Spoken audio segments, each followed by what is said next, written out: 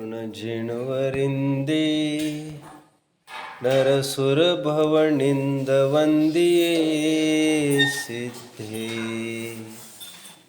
वोच्छामि भावपाहुड मवशेषे संजदे शिरसा।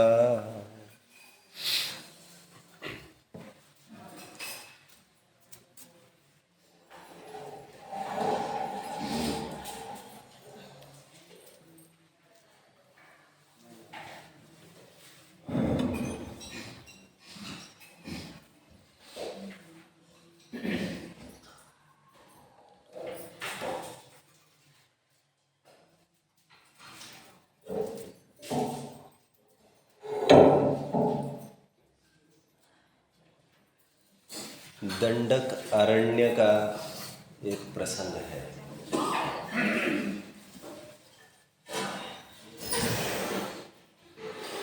रामचंद्र जी,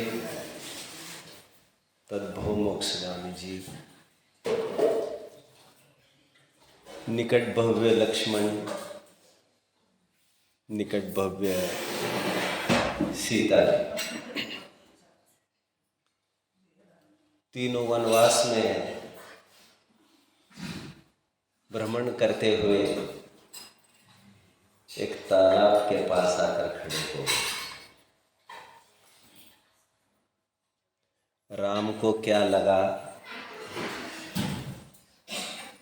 राम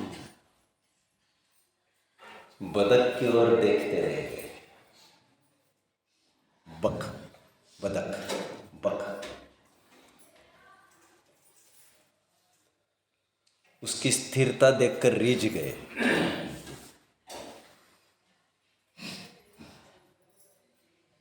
लक्ष्मण को कहते हैं राम, पश्य लक्ष्मण पंपायां बकः परम धार्मिक क्षणे क्षणे पदम धत्ते जीववद रक्षया। हे लक्ष्मण, देखो ये बक कितने सावधान हैं, एक एक कदम सोच समझ कर रख रहे हैं, जिससे एक भी जीव का घात न हो, इसका ध्यान वे कितना रख रहे हैं। पश्य लक्ष्मण पंपायाम बकः परम धार्मिक क्षणे क्षणे पदम धत्ते जीव वद शंकया।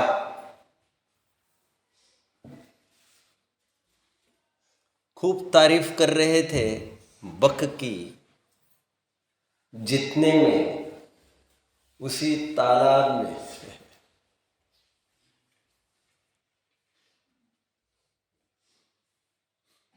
कुछ मछलियां तैर रही थी।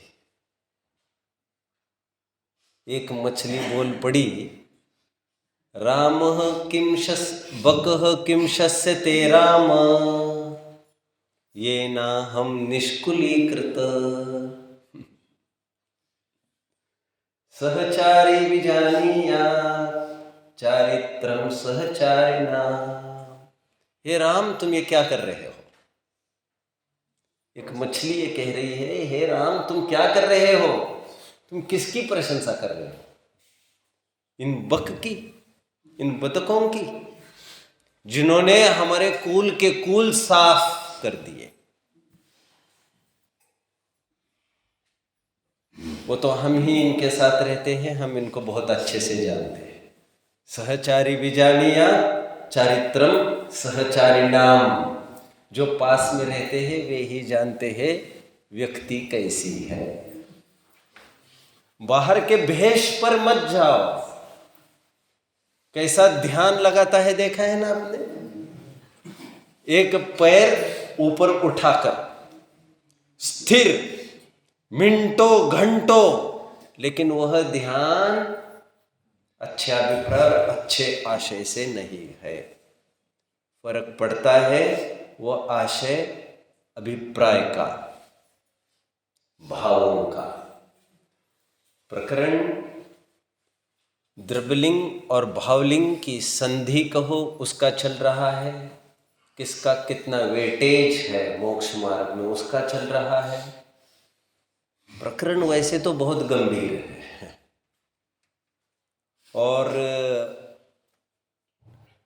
जो टोडरमल जी का 7वां अध्याय है, निश्चयभाषी, व्यवहाराभाषी, उभयाभाषी का प्रकरण, उसी के इर्द गिर्द में ये प्रकरण घूम रहा है। लेकिन इसके बहाने मैं आपको थोड़ी सी जैन दर्शन की, समग्र जैन दर्शन की, उसके हार्द की सैर करा रहा हूँ। एक प्रसिद्ध उदाहरण दिया जाता है जो मैं यहां से दूंगा। एक प्रसंग विचार करिए। प्रसिद्ध उदाहरण है, कुछ जनों को ज्ञात भी होगा, मार्मिक है। यहां से गोली चली, जंगल का दृश्य विचार करना है फिर से, मॉडर्न जमाने का है ये। यहां से गोली चली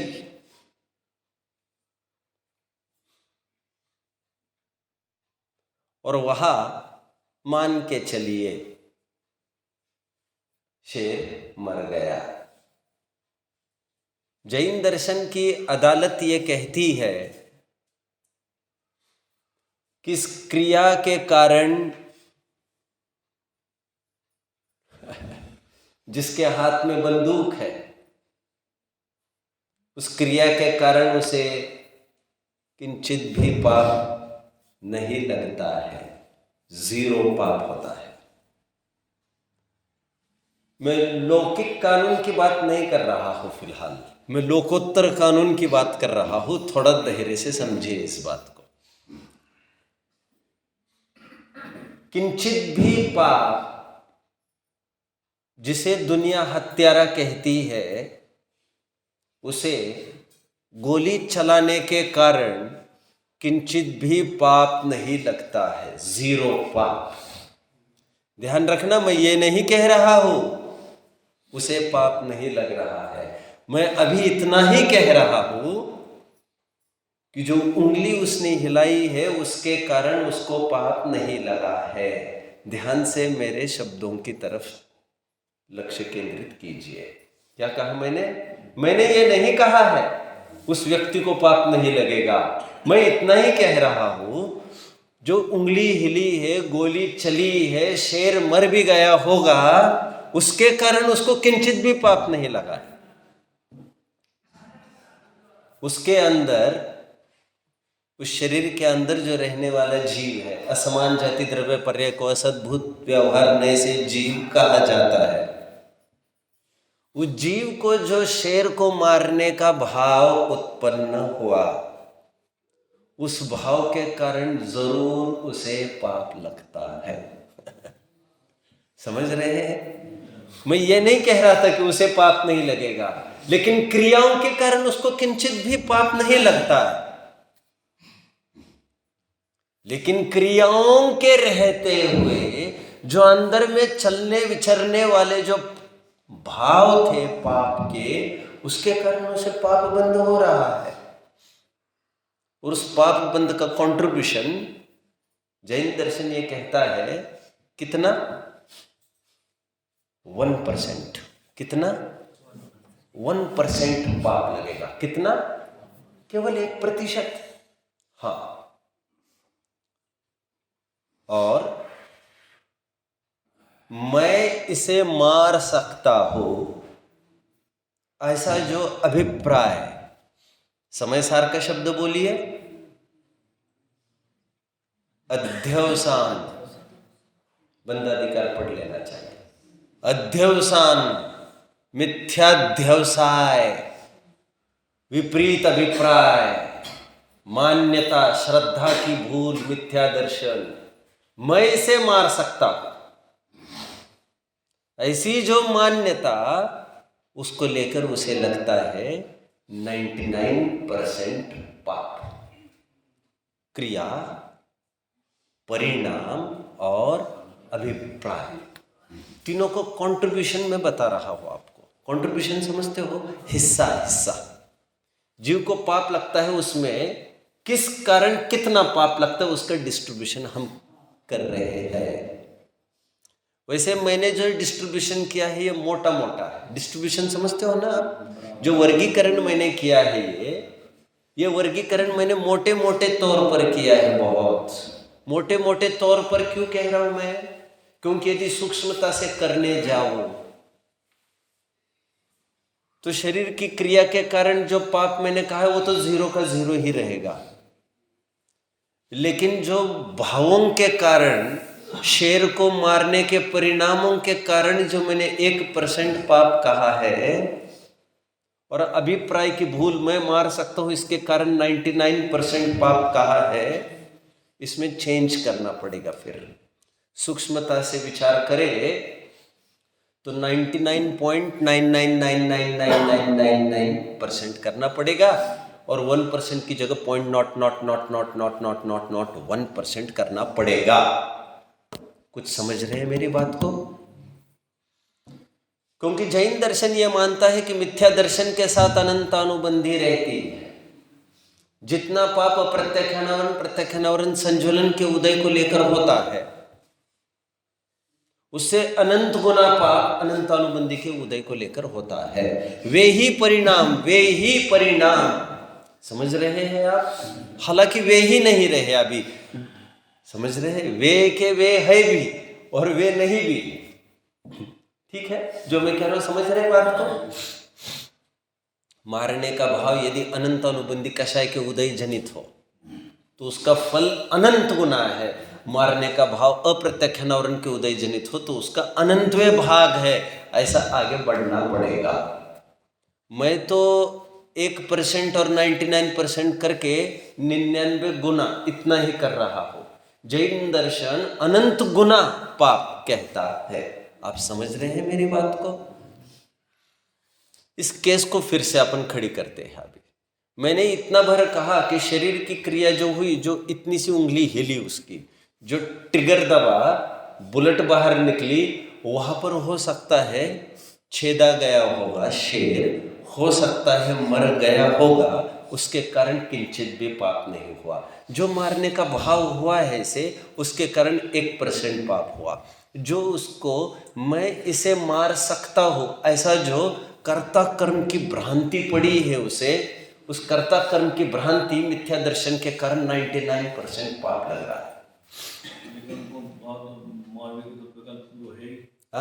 मारने का तो उसको विकल्प है ही पूरा। मारने का विकल्प है, इसलिए उसको पाप तो लग रहा है।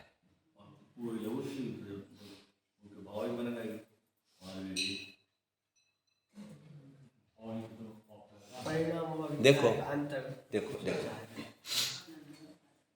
आसक्ति एक मुख्य चीज है। आप समझ रहे हैं बात को? भोजन करने का भाव ज्ञानी को भी है, अज्ञानी को भी है। आसक्ति को कैसे दिखाएंगे हम? क्रियाओं में तो नहीं ला सकते। आप समझ रहे हैं? पुरुषार्थ सिद्धि उपाय एक ग्रंथ है। अमृतचंद्र आचार्य देव की ये अनुपम कृति है। एक सुंदर उदाहरण उन्होंने दिया। फिर जंगल में ही रहते हुए जंगल के ही उदाहरण है। प्रसिद्ध उदाहरण है, स्वाध्यायी जन जानते होंगे।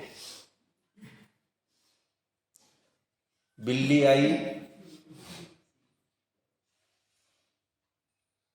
चूहे पर झपट पड़ी। शब्दों की तरफ ध्यान दीजिए, झपटती ही है वो। हिरण आया, वो घास पर झपटता नहीं है। समझ रहे हैं? दो प्रसंगों को विचार करो। आचार्य देव इतना नहीं खोल रहे, इतना मैं खोल रहा। प्रसंग 2 है एक साथ।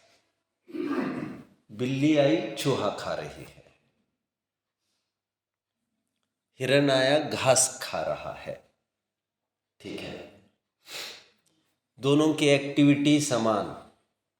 एक्टिविटी समान ही होगी। खाने की एक्टिविटी में और नवीनता क्या होगी? उसमें कुछ भी नहीं होगा। फोटोग्राफी में तो कुछ भी अंतर नहीं दिख रहा है। चमड़ी की आंखों से देखने पर तो कुछ भी फर्क नहीं दिख रहा है। यही तो बात है। रोजाना मैं यही कह रहा हूँ, चमड़े की आंखों से तो ये भी समान दिखता है, ये भी समान दिखता है। आचार्य देव कहते हैं लेट्स स्टडी, परीक्षा करते हैं। अभी ये जो बिल्ली दिख रही है वो चूहे को खा नहीं रही है, बोले वो तीव्र आसक्ति पूर्वक उसका भक्षण कर रही है। वो तो बचना चाह रहा है, घास बचना थोड़ी चाह रहा है, मतलब आप समझ रहे ना, बचना तो हर कोई चाहता है, लेकिन वो एक इंद्रिय है, अपनी अभिव्यक्ति कैसे करे वो। और बिल्ली तो पैर दबाकर जितने पंजे हैं उस सभी पंजों के द्वारा शिकंजों में कसकर उसको पकड़ा है, और उसको 10 डंडे पीछे पड़ेंगे तब भी छोड़ने वाली नहीं है चूहे को ये। और ये हिरण जो दिख रहा है उसको एक चुटकी काफी है। एक चुटकी यदि सुन ली हिरण ने तो उछलता हुआ गजो दूर दिखेगा आपको मिनटों में। निरासक्त भाव से वो भोग रहा है। भोगने के फल का तो फल लगेगा, भोगने का तो फल लगता ही है, लेकिन आसक्ति से भोगने का फल अलग है, निरासक्त भाव से भोगने का फल अलग है। आध्यात्मिक ग्रंथ निरासक्ति भाव से भोगने को भोगना कहते ही नहीं है। वो कह रहे ये भोगने में आ रहा है, ऐसा ही उदय है। आप समझ रहे हैं मेरी बात को? समझिए समझिए। आप कह रहे वो तो कर रहे तो पाप तो पूरा लगेगा। मैं ये कह रहा हूं, लेकिन बिहाइंड द कर्टन, पर्दे के पीछे कुछ एक विशेष बात बता रहे आचार्य देव। वो ये कह रहे हैं अभिप्राय, मतलब आसक्त और निरासक्त भाव। यदि गीता पढ़ी होगी तो स्थित प्रज्ञ, जो हम सम्यक दृष्टि जिन्हें कहते हैं उसे वे स्थित प्रज्ञ कहते हैं। वो कहते निरासक्त भाव से भोगते हैं वे, इसलिए उनको बंध नहीं होता। गीता के वचन मैंने बोल दिए, लगभग सब जगह उठाओगे आपको एक ही बात मिलेगी। आसक्ति भाव निरासक्त भाव का जमीन आसमान अंतर दिखेगा। हिंदू ग्रंथों में भी कृष्ण को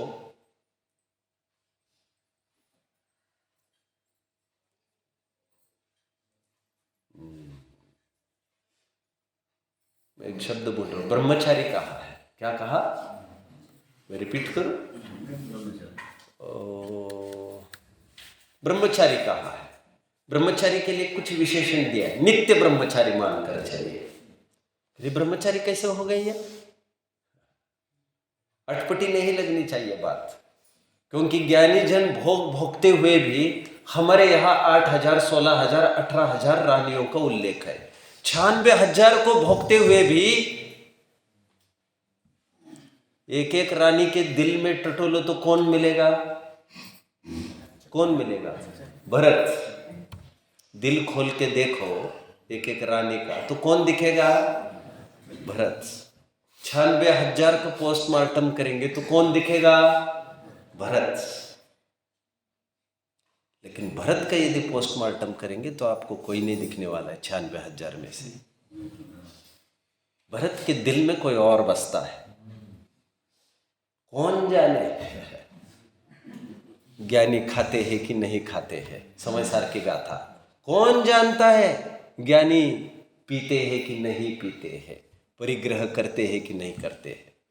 और वही निर्जरा की गाथा ये बोल रही है, इसलिए जहर खाने वाले विष वैद्य को भी जहर नहीं चढ़ता है। निरासक्त भाव से, अरुचि भाव से शराब पीने वालों को भी शराब चढ़ती नहीं है। आचार्य देव के उदाहरण है, मैं क्या कर सकता हूं। ये 2 उदाहरण आप सब जानते हैं। निरासक्त भाव से शराब पीने वाले को शराब चढ़ती नहीं कह रहे हैं, विष वैद्य को जहर का असर होता नहीं है कह रहे हैं। समझ रहे हैं? उसी पुतना ने, जो षड्यंत्र से भेजी गई है ये पुतना, उसी पुतना ने गांव के एक एक बच्चे को खत्म कर दिया है, दूध पिला पिला कर। खत्म किया है कि नहीं? हाँ या ना? और उसी पुतना का दूध, बोलिए, बोलो, कृष्ण पी रहा है कि नहीं? उसे कोई तकलीफ है क्या? उसको असर कर रहा है क्या? वो एक रेल की बोगी में एक जन बीड़ी पी रहा है और 4 बोगी के पार बैठे लोगों को तकलीफ हो रही है ना? बीड़ी पीने वाले को कोई तकलीफ है क्या? अरे ठीक है भैया, तुम लोग मना करते हो तो मैं बाहर जाकर तो दरवाजे पर जाकर पीता रहता है वो, उसको तो उसके बिना चैन नहीं पड़ती। भोग भोगने वाले को बंद नहीं होता, और तद विपरीत जो भोग नहीं भोग रहे उसको बंद हो रहा है। अभी तो मामला और ऊपर ले गया मैं। अभी तक तो यहां तक ही बात चल रही थी, निरासक्त भाव से भोगते हो और आसक्त भाव से भोगते हैं। अभी तो मैं बात ऊपर ले गया। मैं तो ये कह रहा हूं, बीड़ी पीने वाले को तो कोई तकलीफ नहीं है, और इनको सूंघ सूंघ कर कैंसर हो रहा है, और उनको पी पी कर भी कुछ नहीं हो रहा है। ऐसा होता है कि नहीं होता है? Immunity power, it is immunity power that matters. उनकी प्रतिकार शक्ति इतनी मजबूत है, चेन स्मोकर वालों को भी कोई दिक्कत नहीं है। इम्यूनिटी पावर है कि नहीं, प्रतिकार शक्ति है कि नहीं, उसी प्रकार किसी की मानसिक प्रतिकार शक्ति इतनी जबरदस्त है, 10 कामों में उलझा रहने पर भी वो उलझता नहीं है। समझ रहे हैं बात को? आसक्त भाव और निरासक्त भाव एक महत्वपूर्ण चीज है। वो हिरण निरासक्त भाव से उसको खा रहा है, शाकाहारी मांसाहारी का फर्क दिखाकर ज्ञानी अज्ञानी की बात कर रहे हैं वे। और सच पूछो तो जो बिल्ली चूहा मुंह में आने के पहले भी उतनी ही आसक्ति भाव से ताक में बैठी है रात भर से, और सच पूछो तो चूहा उसके मुंह में आने के पहले भी उसको उतना ही आश्रव प्रतिपल हो रहा है। आएगा तो छोड़ूंगी नहीं, आएगा तो छोड़ूंगी नहीं। रात का एक एक क्षण वो कोने में बैठकर यही सोचकर बिताया है उसने। आसक्त भाव, आसक्त भाव, समझ रहे हैं? ऐसा मिलेगा तो इतना भोगूंगा, इतना भोगूंगा, इतना भोगूंगा। मिले न मिले वो तो उदय की बात है। आप समझ रहे हैं?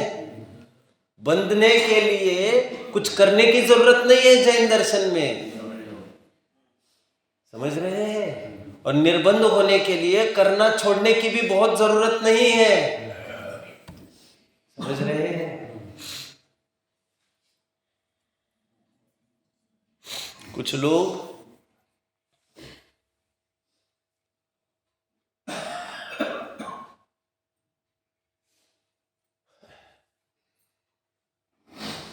शादी हो गई भैया? नहीं, अभी तक नहीं हुई। 40 साल के हो गए, 45 साल के हो गए। 2 प्रसंग है। कुछ लोग शादी करते नहीं है, कुछ लोगों की शादी होती नहीं है। आप समझ रहे हैं बात को? होती नहीं है, अभिप्राय पूरा पड़ा है। मैं ये नहीं कह रहा हूं लड़का बहुत गया बीता है, मैं तो ये कह रहा हूं लड़का अपने मापक लड़की को ढूंढ नहीं पा रहा है। आप समझे? लड़का गया बीता नहीं है, लड़कियां इतनी गई बीती है, कुछ समझ नहीं पा रहा मैं किससे शादी करूं। मजबूरियां तो किसी भी प्रकार की हो सकती है। लड़की की शादी नहीं हो रही मतलब लड़की में खोट है, ऐसा नहीं है। उसको निर्दोष वर ही नहीं मिल रहा है, लेकिन वो भी एक मजबूरी ही है। मजबूरियों के 2 फेजेस है। आप समझ रहे हैं मेरी बात को कि नहीं समझ रहे? समझ नहीं रहे, लेकिन इतना समय नहीं है मेरे पास अभी। किसी की शादियां होती नहीं है, कोई शादियां नहीं करते हैं। शादी न करने को हम पुरुषार्थ कहते हैं। हम ये थोड़ी कहते महावीर की शादी हुई नहीं, समझ रहे? शादी करके भी शादी नहीं करता हूं, ऐसा हो सकता है, हो सकता है। जम्बू स्वामी को देखो, उसने शादी की नहीं, उसकी कराई गई। आप समझ रहे हैं मेरी बात को? ऐसा ही नहीं है कि पत्नी ही नहीं होना का मतलब शादी हुई नहीं है कि कराई ने हुई नहीं है कि इसने करी नहीं है, क्या मालूम। मैं तो ये कह रहा हूं पत्नी के संग रहते हुए भी ये प्रसंग बन सकता है। मैं तो ये कह रहा हूं आपको, आप समझ रहे हैं मेरी बात को? जम्बू स्वामी ने शादी नहीं की है, ये कौन कह सकता है? निरासक्त भाव से सेठ सुदर्शन को उठाया गया। आप समझ रहे हैं? अभी ये तो मैं कैसे बोलूं आपको, वो स्त्री का सेवन कर बैठता और ये कहता कि मैंने स्त्री का सेवन नहीं किया, ये तो उदाहरण नहीं जमेगा, क्योंकि विकार भाव के बिना सेवन करने में नहीं आएगा। लेकिन स्त्री तो ये बोल ही सकेगी। आप समझ रहे हैं मेरी बात को? स्त्री को कुछ भाव ही नहीं है भोगने का, और उसके साथ कुछ बलात्कार हो जाए तो उसने भोगा है क्या? आप समझ रहे हैं क्या? बलात् कुछ भी प्रसंग आप पढ़ते हैं उदय के, 6 खंड को संभालना उसकी मजबूरी है, मजबूरी। बलात् कुछ भी प्रसंग आप पढ़ते हैं, होता है, कुछ भी प्रसंग होता है। और ठीक उसी प्रकार जैसे शादी न करने के 2 प्रसंग कहे मैंने, किसी की होती नहीं है, कोई करता नहीं है, उसी प्रकार कोई करते हैं और किसी की होती है। आप समझ रहे हैं? जिसकी शादी हो जाती है उसको अध्यात्म में कहते हैं उसने शादी की नहीं है। आप समझ रहे हैं? और जिसकी हो नहीं रही है शादी, अध्यात्म उसको कह रहा है कि वो शादीशुदा है। आप समझ रहे हैं मेरी बात को? समझ रहे हैं कि नहीं?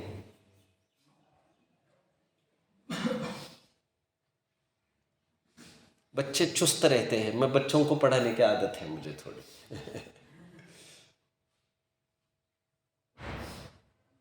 एक लकड़हारा पहुंचा, लकड़हारा कहते वुडकटर को, है ना?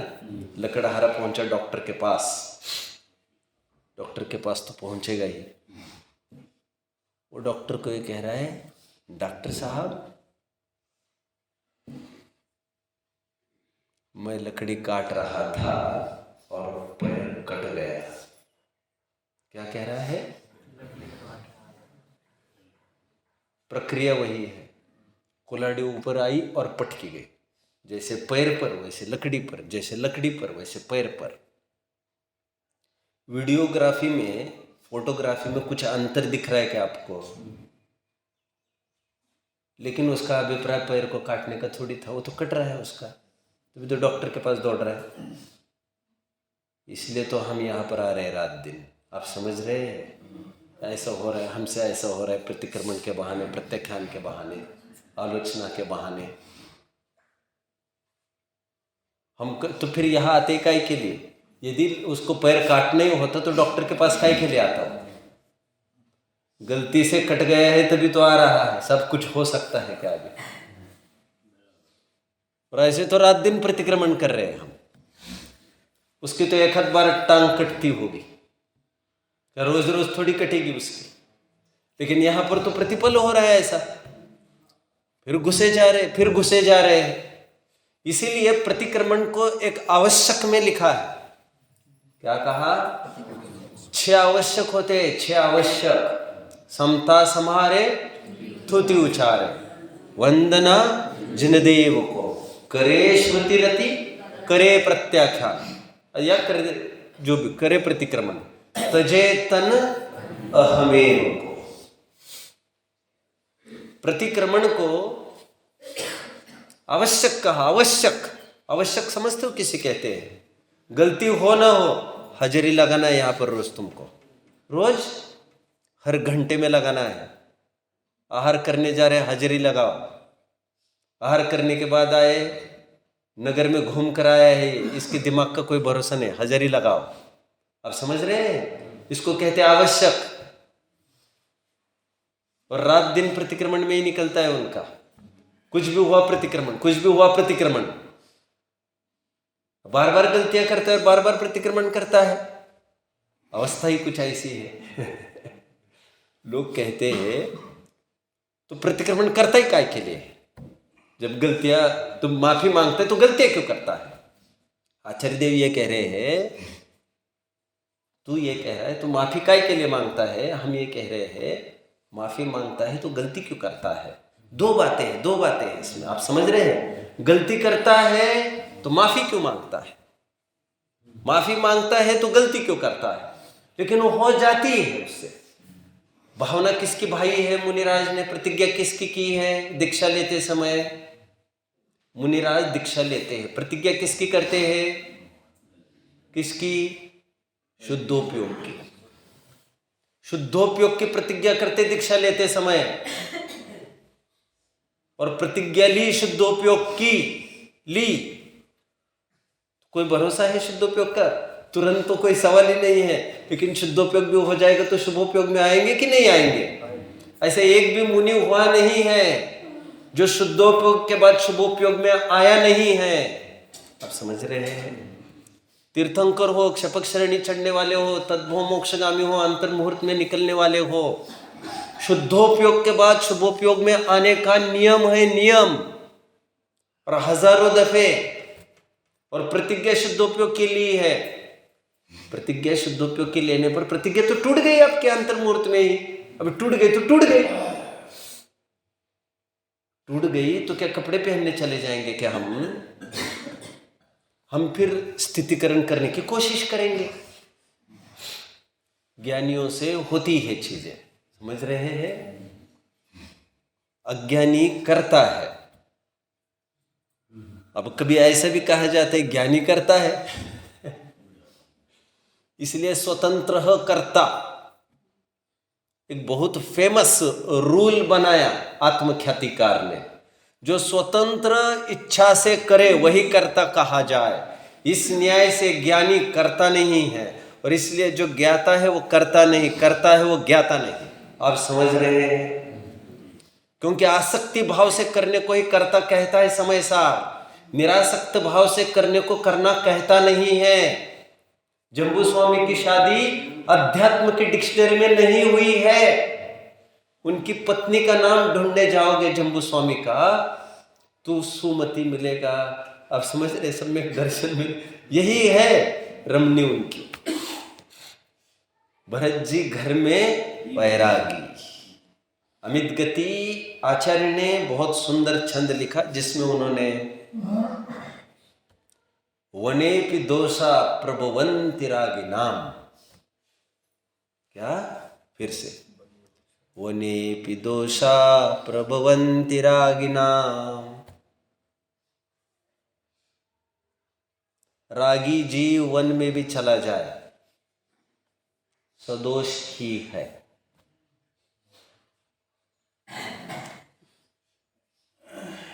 गृहेपि, क्या है वो लाइन? उसी छंद में ये कहते हैं निवृत्त रागस्य ग्रहम तपोवनम, और जिसने राग से निवृत्ति ली है उसके लिए ये घर तपोवन है। तपोवन, आप समझ रहे हैं? उसके लिए वह वन भी गृहस्थी है, घर है, घर। क्योंकि घर दीवारी का नाम नहीं है। घर उजड़ने पर उसको कोई मुनि नहीं कहता, वो फिर भी रहता तो गृहस्थ ही है।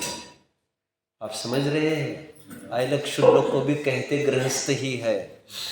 अभी उनका राग उतना टूटा नहीं है, बाहर की एक्टिविटी मुनियोवत दिखने पर भी।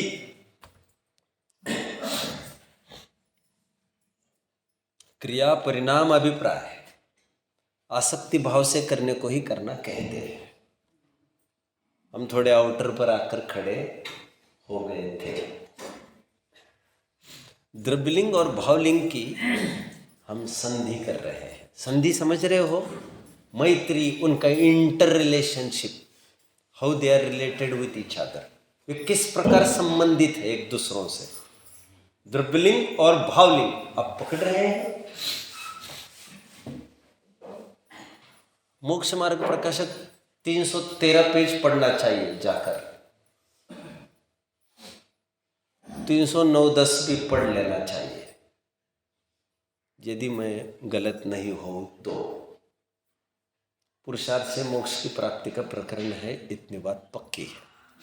309 से लेकर आई थिंक 314 तक वो प्रकरण चल रहा है, 315 तक देख लेना आप, पूरा ही पढ़ लीजिए।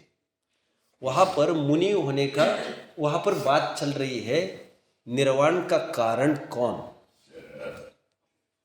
निर्वाण का कारण कौन। वहाँ पर कुछ विकल्प खड़े किए हैं, 3। ख्याल में होगा पढ़ने वालों को। 3 विकल्प खड़े किए वहां पर। उन्होंने कहा कि कुछ कारण जैसे उपवास आदि क्रियाएं, तो कहते हैं ये उपवास आदि क्रियाएं हो तो रत्नत्रय नहीं भी हो, मोक्ष नहीं भी हो, और उपवास नहीं हो तब भी निर्वाण की प्राप्ति हो जाए। मतलब यह कारण ना अस्थि परक बैठा ना नास्ति परक बैठा, अन्वय और व्यतिरेक किसी भी प्रकार से इसकी व्याप्ति नहीं है। उपवास आदि क्रियाओं का निर्वाण से कोई लेना देना नहीं है। देखो न्याय चल रहा है, न्याय, और न्यायालय में कोई फुट कर रोए सब मेरे पास पैसा नहीं मैं क्या करूं। न्यायालय किसी के आंसुओं पर थोड़ी जाता है।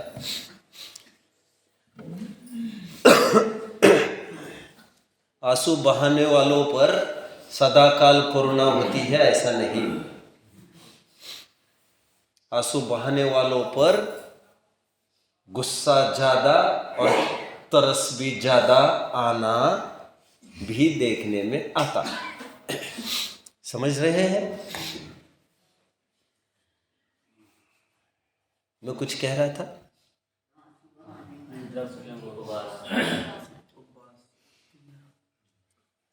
उपवास हो निर्वाण नहीं भी हो। मुनि व्रतधार अनंत बार ग्रीवे को जय पहली जातम ज्ञान बिन सुख लेश न पायो आदि आदि आदि आदि। कोई पैमाना है इतना उपवास करे तो ऐसा काम बनेगा, ऐसा तो कुछ भी नहीं है। ये कोई गधा मजूरी का काम थोड़ी है मोक्ष मार्ग। समझ रहे?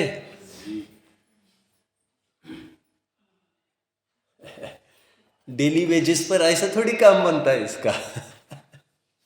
कुछ काम शारीरिक होते हैं, कुछ काम मन के होते हैं।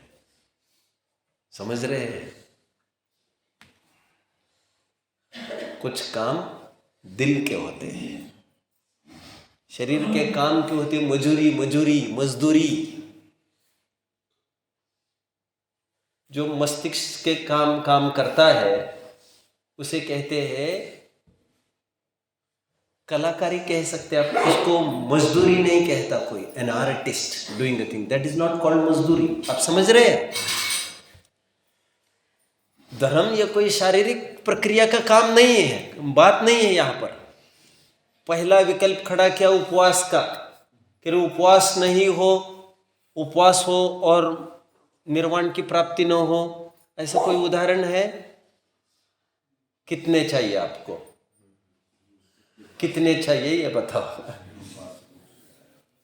ठीक है भैया, नहीं चाहिए, कुछ नहीं चाहिए। और तुम्हारे उदाहरण दे कि किसी औरों के दे, ठीक है। अब दूसरा एंटी तर्क। एक भी उपवास नहीं किया, वहां से आवाज आ रही है, शायद इसी की बात कहना चाहते होंगे ऐसा लग रहा है। अब वे क्या चाहते, इतनी अपने पास समय कहा है, उनको क्या चाहते? एक भी उपवास न करे और निर्वाण हो सकता है? होता है ना? होता है। फिर ऐसा ही कुछ विकल्प हम आजमाना चाहते हैं। अरे तुम कुछ भी करो, आजमाओ तो कुछ ना कुछ।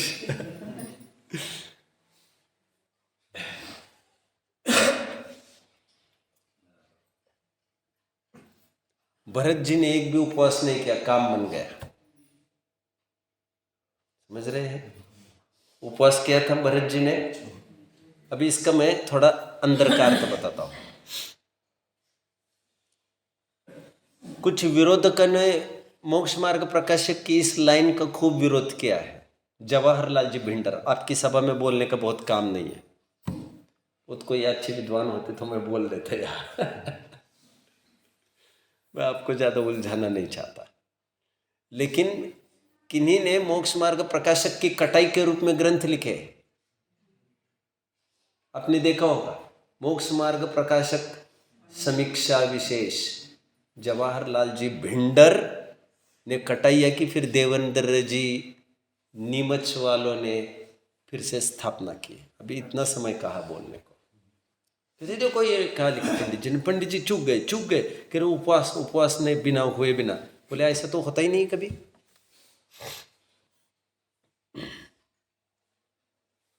ऐसा क्यों बोल रहे हैं? क्योंकि दीक्षा लेते समय तो दीक्षा के दिन तो उपवास का तो नियम ही है। दीक्षा जिस दिन लेते हैं उस दिन तो उपवास का तो नियम ही होता है। और तुम पहले दिन तो कुछ करोगे कि नहीं करोगे? उपवास का भी कारण है। आज इतना समय निपटा है केश लोच में, और समय अलग सा आएगा कहाँ से? इसलिए केश लोच के दिन मुनिराज को उपवास हुआ करता है। क्योंकि केश लोच करने के लिए जो समय लगेगा वो कटेगा किस में से? भोजन में से ही कट सकता है तुम्हारा, नहीं सब नींद में से। अरे तू सोता कहाँ है जो तू बात करता है? तू सोता कहाँ है? कटेगा क्या उसमें से? कहते हैं सेठ जी पीछे जो अपना जमा है उसमें से काट लो। अरे कुछ रहा ही नहीं है तुम्हारा, पैसा डालो आगे तो कुछ बात करो। हंसी आती है। लोग कहते इतने से इतने बजे तक सोते हैं मुनिराज, दिनचर्या भी छापते हैं लोग, इतनी मूर्खता प्रदर्शित करते हैं। आज तक तो तुम सब जगह कह रहे थे कि ये मुनि है मुनि, यहाँ तक ठीक थी। तुमने जो दिनचर्या छापी है, इतने से इतने बजे तक जो सोने की बात कही है तुमने, कैसी बात करते हो तुम?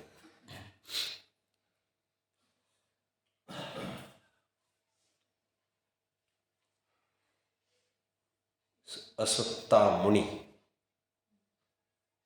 मुनिराज कभी नहीं सोते, समझ रहे हैं? आध्यात्मिक गवेषणा कर रहा हूँ ऐसे में। फिलहाल तो चरणान योग में भी कोई शेड्यूल कर सके ऐसा तो कुछ नहीं सोते। भूमा ही पिछली रैन में कछु। अभी कछु की टीका तुम क्या करो और हम क्या करेंगे, तुम क्या करेंगे और हम क्या करेंगे? कछु की टीका ये तो वे ही जाने। ठीक है, पहला विकल्प रखा है वहां पर उपवास का अन्वय व्यतिरेक किसी भी प्रकार संबंध नहीं। इस उपवास रूप द्रव्यलिंग का भावलिंग के साथ कोई वास्ता नहीं किसी प्रकार का। द्रव्यलिंग का अर्थ हर जगह नग्नता ही होती है ऐसा नहीं। द्रव्यलिंग का अर्थ उपवास आदि क्रियाएं भी हो सकती है। समझने की कोशिश करो। दूसरा विकल्प रखा पंडित जी ने, ठीक है, नग्नता। नग्नता को कारण कहेंगे कि नहीं कहेंगे निर्वाण का? तो कहते हैं कितने ही ऐसे नग्न हैं जिनके निर्वाण नहीं होगा। हम तिर्यंचों की नारकियों की बात नहीं कर रहे हैं जो जन्मजात नग्न ही रहते। हम कुछ एक मनुष्यों की भी बात नहीं कर रहे हैं जो परिस्थिति आने पर नग्न होते हैं। लेकिन जो मुनि 5 पाप के त्याग की प्रतिज्ञा पूर्वक जो नग्नता धारण किए हैं, ऐसे भी कई नग्न है जिन्होंने कभी निर्वाण की प्राप्ति नहीं की। अब फिर ये मत पूछना एक आध उदाहरण है क्या, फिर हमको ये कहना पड़ेगा कितने चाहिए। अंजन से तारे कुदी,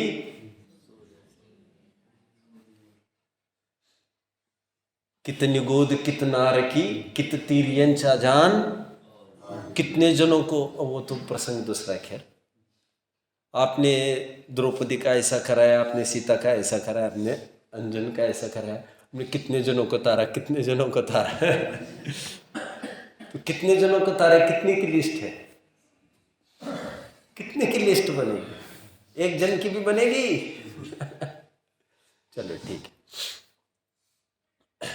नग्नता की हो निर्वाण की प्राप्ति होना जरूरी नहीं है, जरूरी नहीं है। लेकिन जितने जनों ने निर्वाण की प्राप्ति की है उन्होंने नग्नता पूर्वक ही की है, इसमें कोई शक नहीं है। नग्गो ही भाव मग्गो, सॉरी, नग्गो विमोक्ष मग्गो, इसे अष्टप्रहर की प्रसिद्ध गाथा है। नग्नता ही मोक्ष मार्ग है, ऐसे औपचारिक कथन है इस ग्रंथ में। वो श्वेतांबर भाइयों को समझाने के लिए है। जो अभी कपड़ा उतारने को ही तैयार नहीं है और वो अच्छी दृष्टि से उतारने वालों को देख रहे हैं, समझ रहे हैं। उनके आचारांग सूत्र में भी इसकी गवाही है। मैंने श्वेतंबर साधु से ये बात कही।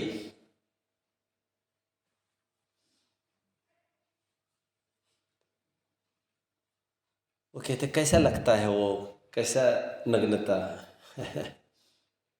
मैंने कहा आचारांग सूत्र में भी जिनकल्पी और स्थविरकल्पी नाम के 2 मुनि बताए हैं आपके ग्रंथ में, जिसमें जिनकल्पी के रूप में, राजमार्ग के रूप में नग्न मुनि होने का ही उल्लेख है।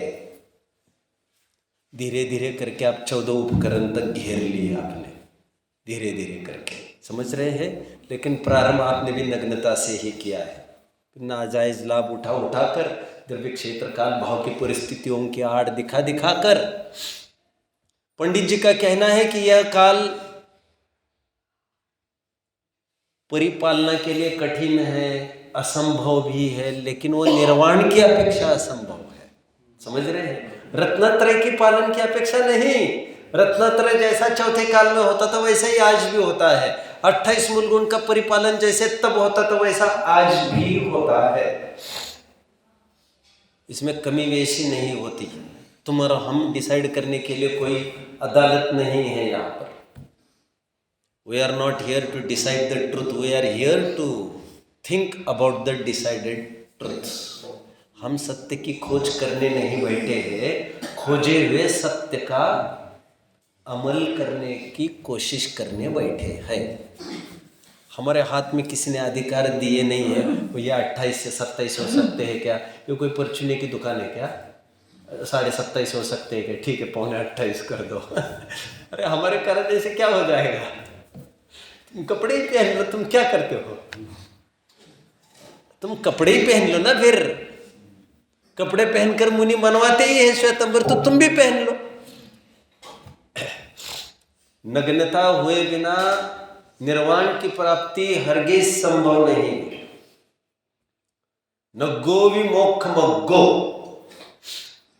और जो तुम्हें जो दिख रहा है फिर कैसा लगता है, कैसा लगेगा, कैसा लगेगा, ये तुम्हारे अपने संकुचित विचारधारा की बात है। काका कालेलकर का स्पीच ना आपने सुना ना मैंने सुना है।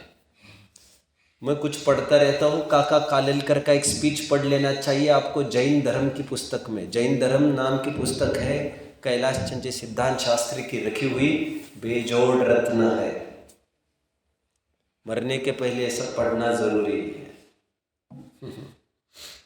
जैसे हम बहुत समय हो गया है अपना, हम चिंताग्रस्त रहते हैं मरने के पहले, मुझे सब करना है, ये सब बच्चे के नाम पर, लड़के के नाम पर, लड़की के नाम पर करते हैं। उसी प्रकार हमें विल पत्र बनाना चाहिए ऐसा, भैया अचानक में मर जाओ तो मुझे इतना इतना पढ़ना था। अब मेरे बदले में तुम पढ़ोगे ये कोई बात नहीं है, लेकिन मेरी इतनी तमन्ना खाली रही, समझ रहे हैं।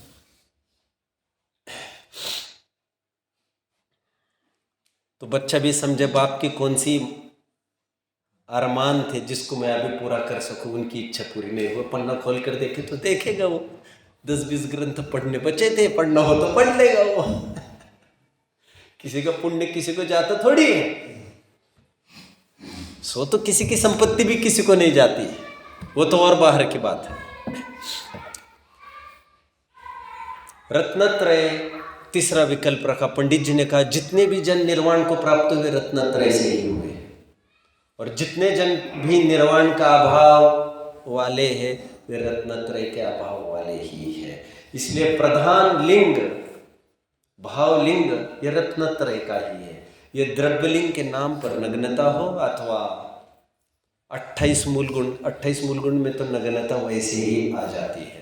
नग्नता हो अथवा बचे हुए 27 मूल गुण भी क्यों न हो, यह कोई नियामक कारण नहीं हुआ करता निर्वाण का। इसलिए बार बार जोर दिया जा रहा है कि भावलिंग ही प्रधान लिंग है। लेकिन प्रश्न दूसरा ये खड़ा हो रहा है कि द्रव्यलिंग क्यों, फिर क्यों? उसकी चर्चा हमारी कल से चल ही रही है और चलेगी। 1-2 पीरियड जितने बचे उसमें कवर हो जाएगा।